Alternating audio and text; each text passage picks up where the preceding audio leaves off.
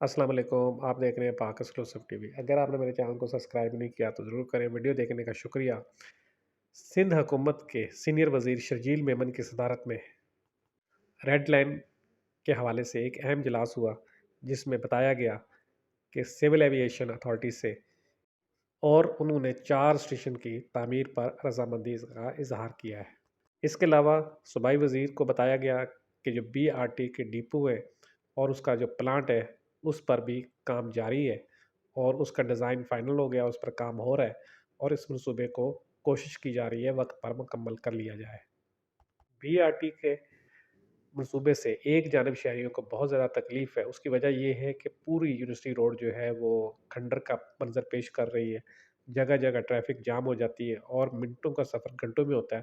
تو دوسری جانب جب یہ مکمل ہو جائے گا تو شہری حق کو بہت زیادہ فائدہ ہوگا، پھر گھنٹوں کا سفر منٹوں میں طے ہوگا۔ اس حوالے سے سندھ حکومت کا کہنا ہے کہ وہ پوری کوشش کر رہی ہے کہ اس منصوبے کو جلد سے جلد مکمل کیا جائے۔ بیچ میں رکاوٹیں تو ہیں، لیکن یہ ہے کہ منصوبہ اب کوشش کی جا رہی ہے کہ ہر حال میں جو وقت دیا جا رہا ہے اس پر مکمل کر لیا جائے۔ جہاں تک اخراجات کی بات ہے تو سندھ حکومت کا کہنا ہے کہ اخراجات بھی تقریباً وہی ہے، کچھ اضافہ ضرور ہوا، لیکن یہ ہے کہ منصوبہ جو ہے وہ جلد مکمل کرنے کے لیے اخراجات کیے جا رہے ہیں۔ ویڈیو دیکھنے کا شکریہ۔